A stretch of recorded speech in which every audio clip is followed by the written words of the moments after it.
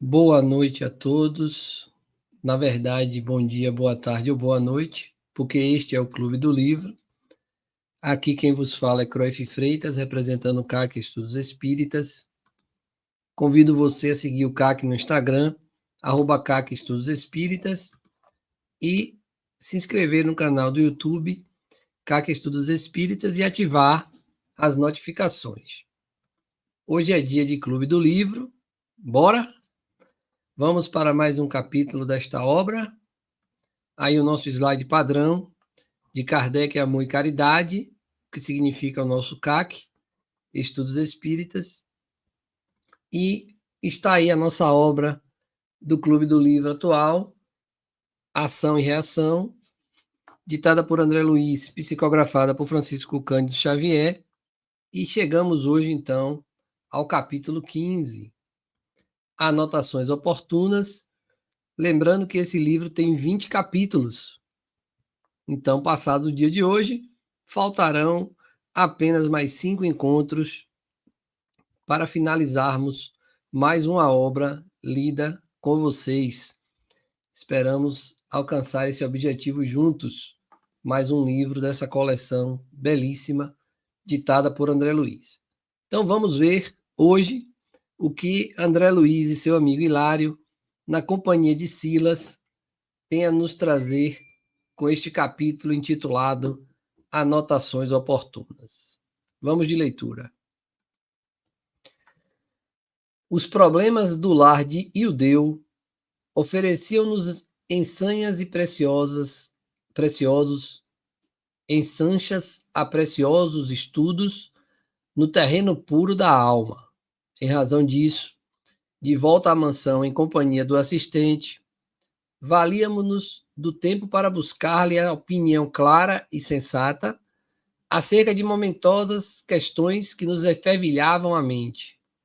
Hilário foi o primeiro a quebrar a longa pausa, indagando: Meu caro Silas, não temos ali, no caso de Roberto e Marcela, um quadro autêntico do chamado complexo de Édipo, que a psicanálise freudiana pretende encontrar na psicologia infantil? Só para relembrar vocês, no capítulo passado, eles visitaram a casa de Ildeu, casado com Marcela, e que tinha como filho primogênito mais velho o Roberto e duas filhinhas mais novas. E em vida passada, Roberto foi companheiro de Marcela e Ildeu, na vida passada, matou o Roberto por ele haver se casado com Marcela depois de ter sido largada por ele e Ildeu. Ele largou Marcela, não aceitou quando voltou para o lar anos depois, e ao reencontrá-la com o Roberto, ele o assassinou. E agora o resgate dessa família era justamente esse, e o Deu receber de volta como esposa a Marcela, e o Roberto como filho, e outras duas meninas que ele também, na vida passada, desencaminhou. E aqui, Hilário fala do complexo de Édipo, que a psicanálise identifica, estudada de acordo com Freud, diz que o filho quer matar o pai para casar com a mãe. Esse é o complexo de Édipo, uma história grega, e Freud traz para a psicanálise, dizendo que o desejo do filho é sempre pela mãe e o desejo da filha é sempre pelo pai. E Hilário, sabiamente, faz essa bela pergunta a Silas. Nosso amigo sorriu e obtemperou. O grande médico austríaco poderia ter atingido respeitáveis culminâncias do espírito se houvesse descerrado uma porta aos estudos da lei de reencarnação. Infelizmente, porém, atento à pragmática e científica, não teve bastante coragem para ultrapassar a observação do campo fisiológico, rigidamente considerado, imobilizando-se, por isso, nas zonas obscuras da inconsciência, em que o eu enclausura as experiências que realiza, automatizando os próprios impulsos. Marcela e Roberto não poderiam trair, na condição de mãe e filho, as simpatias carreadas do pretérito ao presente, tanto quanto o Deu, Sônia e Márcia, as outras duas filhas, não conseguiriam fugir à predileção que os ligava desde o passado. O problema é de afinidade em sua estrutura essencial, afinidade com dívidas, exigindo resgate. Lembrei-me então, agora André Luiz, dos exageros que podemos atribuir à teoria da libido, a energia através da qual, segundo a escola de Freud, o instituto sexual se revela na mente, e teci alguns comentários alusivos ao assunto, detendo-me de maneira especial na amnésia infantil, a que o famoso cientista empresta a maior importância para explicar as operações do inconsciente. Silas, atencioso, completou sem hesitar. Bastaria compreender, na encarnação terrestre, um espírito usando um corpo para entender que as amnésias decorrem naturalmente da inadaptação temporária entre a alma e o instrumento de que se utiliza. Na infância, o ego, em processo de materialização, externará reminiscências e opiniões, simpatias e desafetos através de manifestações instintivas, ali entremostrarem o passado, do qual mal se lembrará no futuro próximo, de vez que estará movimentando a máquina cerebral em desenvolvimento, máquina essa que deverá servi-lo, tão só por algum tempo e para determinados fins, ocorrendo idêntica situação na idade provecta, quando as palavras como que se desprendem dos quadros da memória, traduzindo alterações do órgão do pensamento, modificado por desgaste. Então, naturalmente, que o esquecimento faz parte daquele período até os 7 anos, em que a gente costuma dizer que o espírito está ainda se identificando com o corpo físico para estar, então, completamente acoplado ao corpo físico. Perispírito e corpo físico completamente acoplado. E por isso, o esquecimento de certas coisas da infância, muitas vezes de coisas importantes da nossa infância. E a tese da libido como fome sexual, característica em todos os viventes, insisti curioso. Freud, considerou Silas, deve ser louvado pelo desassombro com que empreendeu a viagem aos mais recônditos labirintos da alma humana, para descobrir as chagas do sentimento e diagnosticá-las com o discernimento possível. Entretanto, não pode ser rigorosamente aprovado quando pretendeu, de certo modo, explicar o campo emotivo das criaturas pela medida absoluta das sensações eróticas. Então, Freud não poderia concluir de uma forma geral e absoluta que o comportamento das pessoas só ocorria apenas e tão somente no campo das sensações eróticas. Confiou-se o assistente a ligeira pausa e prosseguiu. Criação, vida e sexo são temas que se identificam essencialmente entre si, perdendo-se em suas origens no seio da sabedoria divina. Por isso, estamos longe de padronizá-los em definições técnicas inamovíveis. Não podemos, dessa forma, limitar as loucuras humanas à função do sexo, pois seríamos tão insensatos quanto alguém que pretendesse estudar o sol apenas por uma réstia de luz filtrada pela fenda de um telhado. Examinado como força atuante da vida, a face da criação incessante, o sexo, a rigor, palpitará em tudo, desde a comunhão dos princípios subatômicos à atração dos astros, porque então expressará força de amor gerada pelo amor infinito de Deus. O ajuste entre o oxigênio e o hidrogênio decorrerá desse princípio no plano químico, formando a água de que se alimenta a natureza. O movimento harmonioso do Sol, equilibrando a família dos mundos na imensidade sideral, além de nutrir-lhes a existência, resultará dessa mesma energia no plano cósmico. E a própria influência do Cristo, que se deixou crucificar em devotamento a todos nós, a nós outros, seus tutelados na terra, para fecundar de luz a nossa mente, com vistas à divina ressurreição, não será, na essência, esse mesmo princípio, estampado no mais alto teor de sublimação? O sexo, pois, não poderia ausentar-se do reino espiritual que nos é conhecido, por ser de substância mental, determinando mentalmente as formas em que se expressa. Representa, desse modo, não uma energia fixa da natureza, trabalhando a alma, e sim uma energia variável da alma, com que ela trabalha a natureza em que envolve, aprimorando a si mesma.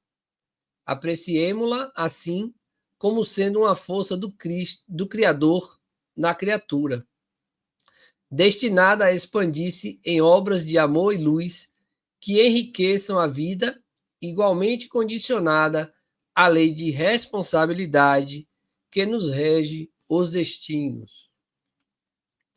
Hilário, que ouvia atenciosamente as elucidações expostas, considerou: semelhante argumentação dá-nos a entender que a força sexual não se destina simplesmente a gerar filhos. Não me calou agradavelmente a ponderação, que julguei de todo inoportuna, ante a elevação e a transcendentalidade a que Silas projetara o tema em estudo.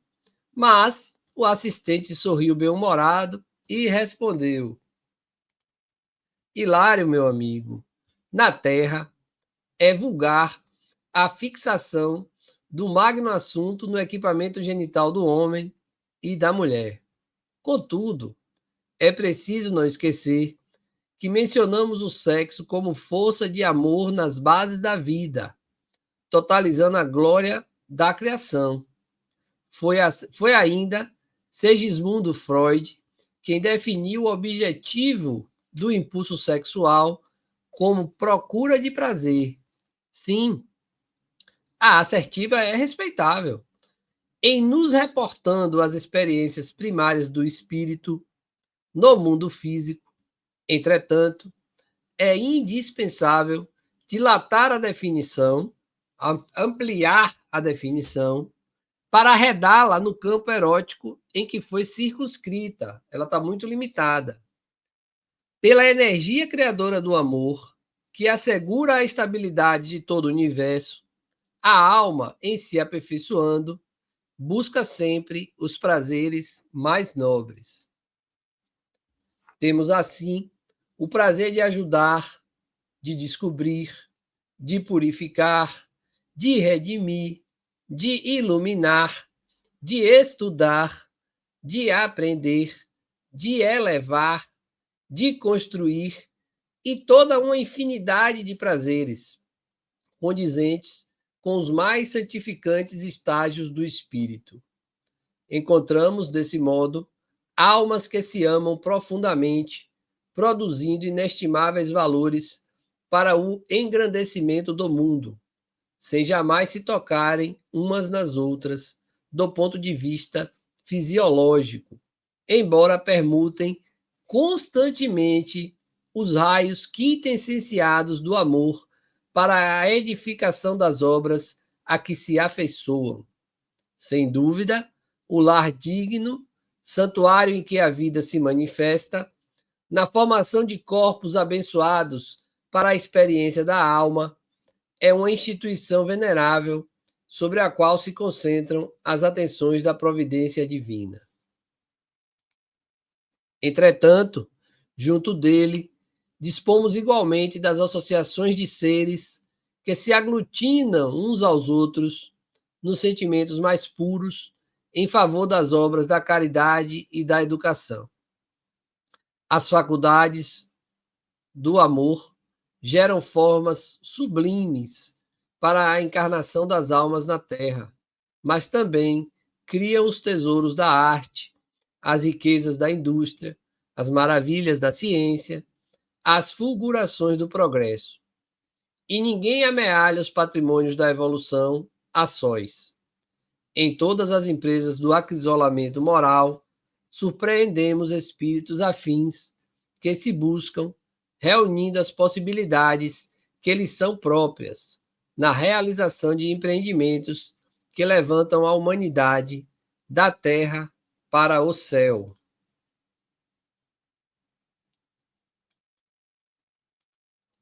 Após breve pausa, acentuou: o próprio Cristo, nosso Senhor, para cimentar os alicerces do seu apostolado de redenção, chamou a si os companheiros da Boa Nova, que, embora a princípio não lhe compreendessem a excelsitude, dele se fizeram apóstolos intimorados, selando com o Mestre, inesquecível, um contrato de coração para coração, por intermédio do qual lançaram os fundamentos do reino de Deus na terra, numa obra de abnegação e sacrifício que constitui até hoje o mais arrojado cometimento do amor no mundo.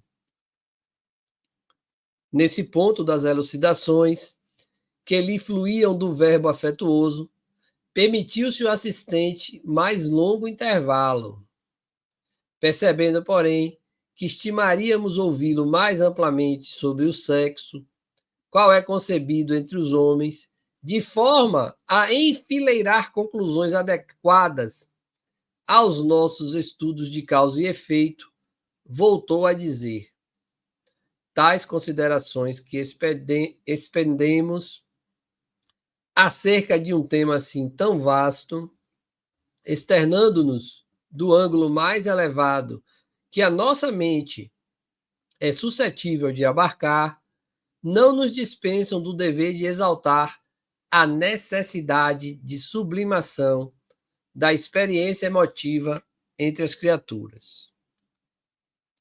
Sabemos que o sexo, analisado na essência, é a soma das qualidades femininas ou masculinas que caracterizam a mente, razão por que é imprescindível observá-lo do ponto de vista espiritual, enquadrando-o na esfera das concessões divinas que nos cabe movimentar com respeito e rendimento na produção do bem. Entendo que vocês desejariam efetuar mais longa digressão educativa nesse domínio. Entretanto, cremos desnecessário minudenciar particularidades ao redor do assunto, porque conhecem de sobejo que, quanto mais amplo o discernimento do espírito, mais imperiosas se lhe fazem as obrigações perante a vida.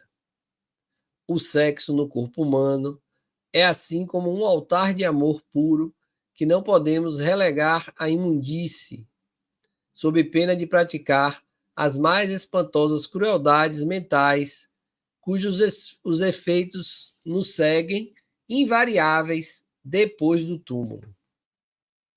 Meu colega, que ardia no anseio de intensificar indagações, inquiriu, perguntou, respeitoso. Então, agora, Hilário. Silas, meu amigo, assistimos no mundo a todo um acervo de conflitos sentimentais que, por vezes, culminam em pavorosa delinquência.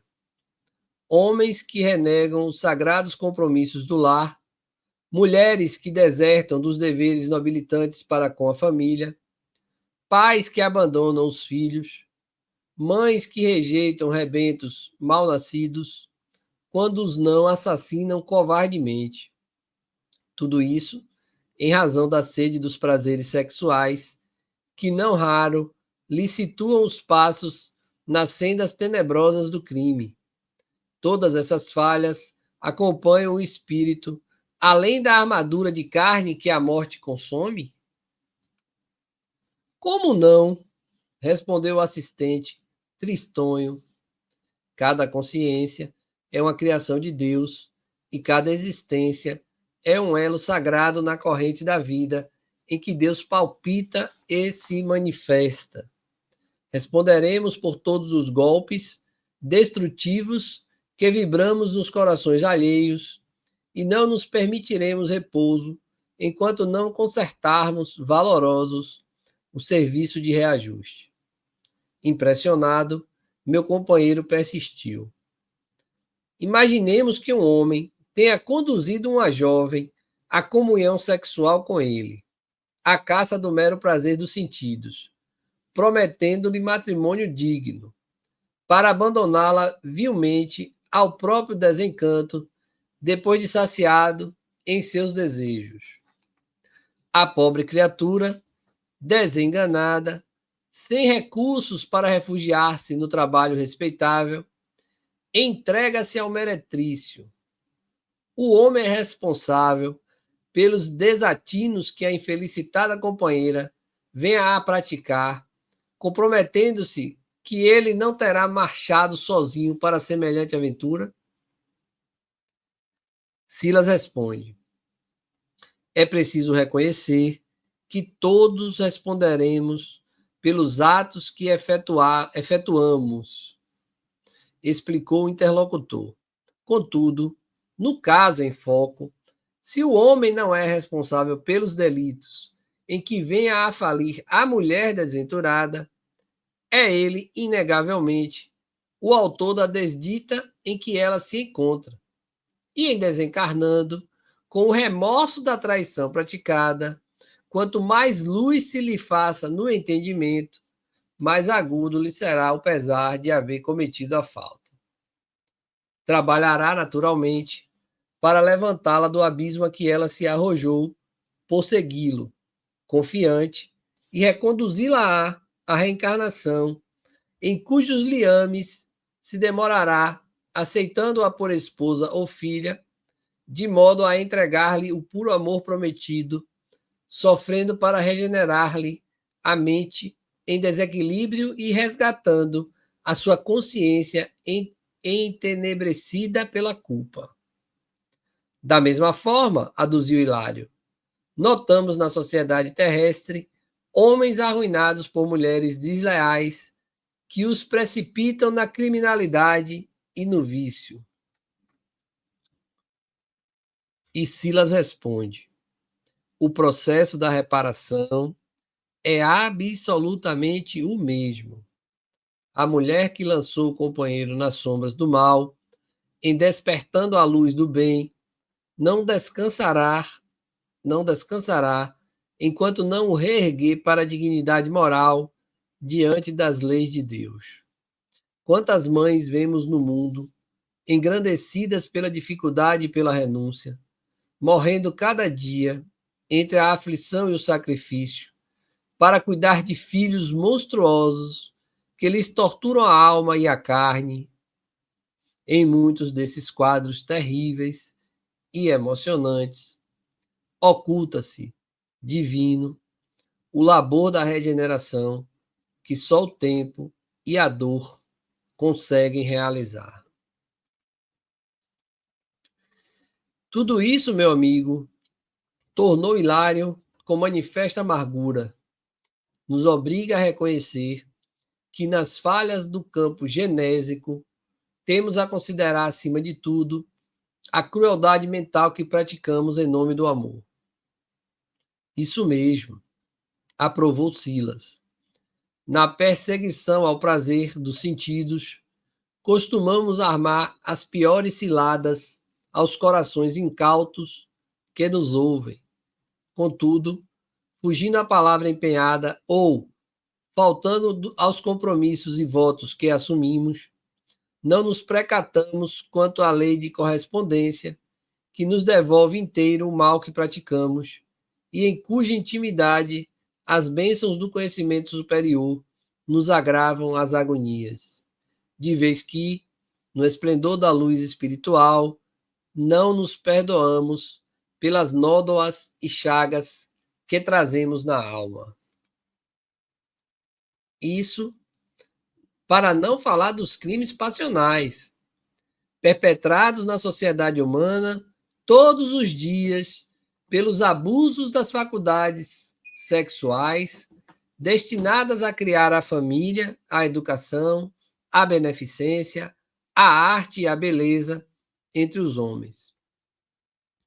Esses abusos são responsáveis não apenas por largos tormentos nas regiões infernais, mas também por muitas moléstias e monstruosidades que ensombram a vida terrestre, porquanto os delinquentes do sexo, que operaram o homicídio, o infanticídio, a loucura, o suicídio, a falência e o esmagamento dos outros, voltam à carne, sob o impacto das vibrações desequilibrantes que puseram em ação contra si próprios.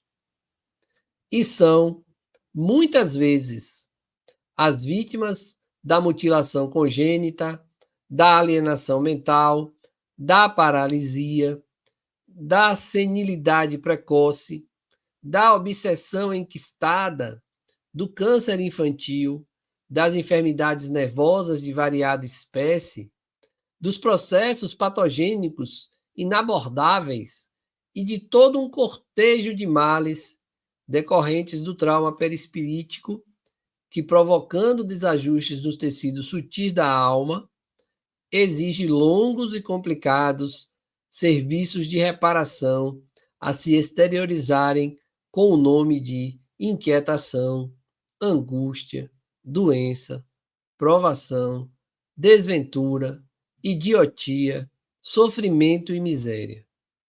Aliás, muito antes da pompa terminológica das escolas psicanalíticas modernas, que se permitem arrojadas conjecturas em torno das flagelações mentais, há quase 20 séculos ensinou-nos Jesus que todo aquele que comete o mal é escravo do mal. Isso está lá em João.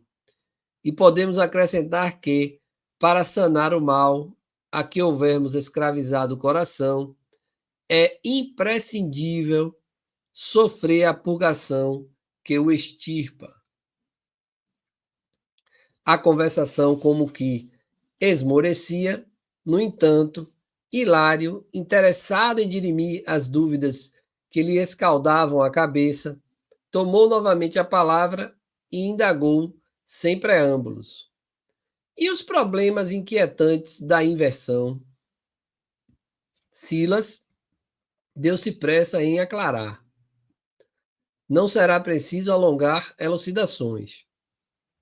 Considerando-se que o sexo, na essência, é a soma das qualidades passivas ou positivas do campo mental do ser, é natural que o espírito, acentuadamente feminino, se demore séculos e séculos nas linhas evolutivas da mulher e que o espírito marcadamente masculino se detenha por longo tempo nas experiências do homem. Contudo, em muitas ocasiões, quando o homem tiraniza a mulher, furtando-lhe os direitos e cometendo abusos, em nome de sua pretensa superioridade, desorganiza-se ele próprio a tal ponto que, inconsciente e desequilibrado, é conduzido pelos agentes da lei divina a renascimento doloroso em corpo feminino, para que, no extremo desconforto íntimo, aprenda a venerar na mulher sua irmã e companheira, filha e mãe diante de Deus, ocorrendo idêntica situação à mulher criminosa que, depois de arrastar o homem à devassidão e à delinquência, cria para si mesma terrível alienação mental para além do sepulcro, requisitando quase sempre a internação em corpo masculino, a fim de que, nas teias do infortúnio de sua emotividade, saiba edificar no seu ser o respeito que deve ao homem perante o Senhor.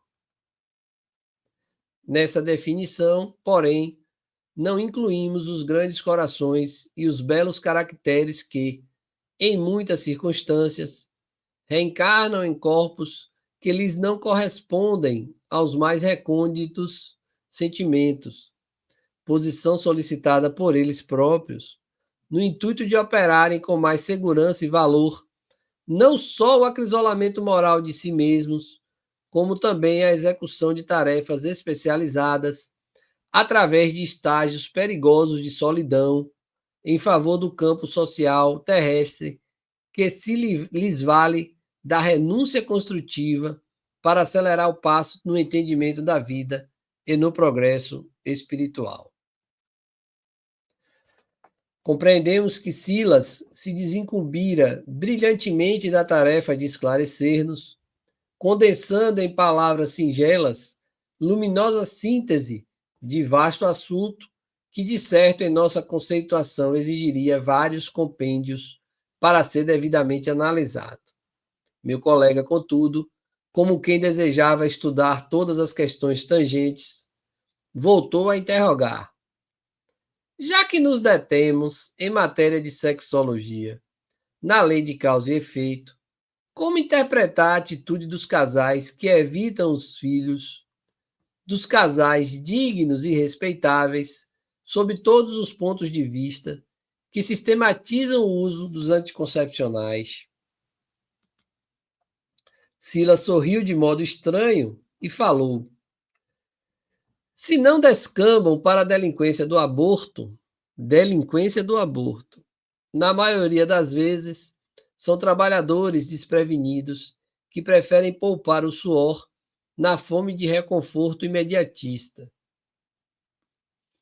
Infelizmente para eles, porém, apenas adiam realizações sublimes, às quais deverão fatalmente voltar, porque há tarefas e lutas em família que representam o preço inevitável de nossa regeneração.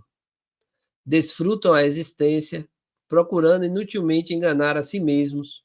No entanto, o tempo espera-os, inexorável, dando-lhes a conhecer que a redenção nos pede esforço máximo, recusando acolhimento a novos filhinhos, quase sempre programados para eles, antes da reencarnação, emaranham-se nas futilidades e preconceitos das experiências de subnível para acordarem depois no túmulo, sentindo frio no coração. E o aborto provocado, assistente? Inquiriu Hilário, sumamente interessado. Diante da circunspecção com que a sua palavra reveste o assunto, é de se prevenir, seja ele falta grave. Falta grave? Aí já Silas. Será melhor dizer doloroso crime. Arrancar uma criança ao materno seio é infanticídio confesso. A mulher que o promove, ou que venha a conestar semelhante delito, é constrangida por leis irrevogáveis a sofrer alterações deprimentes no centro genésico de sua alma. Centro genésico, gente, é a região sexual, tanto do homem quanto da mulher, onde tem um chakra chamado genésico. Chakra ou centro de força chamado genésico.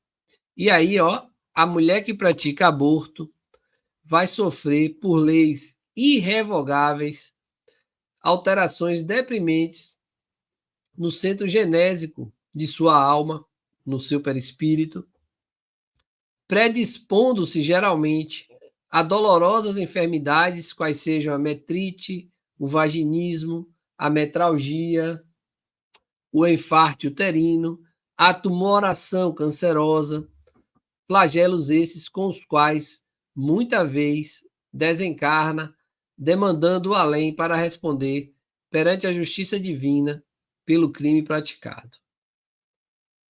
É então que se reconhece rediviva, mas doente e infeliz, porque pela incessante recapitulação mental do ato abominável, através do remorso, reterá por tempo longo a degenerescência das forças genitais.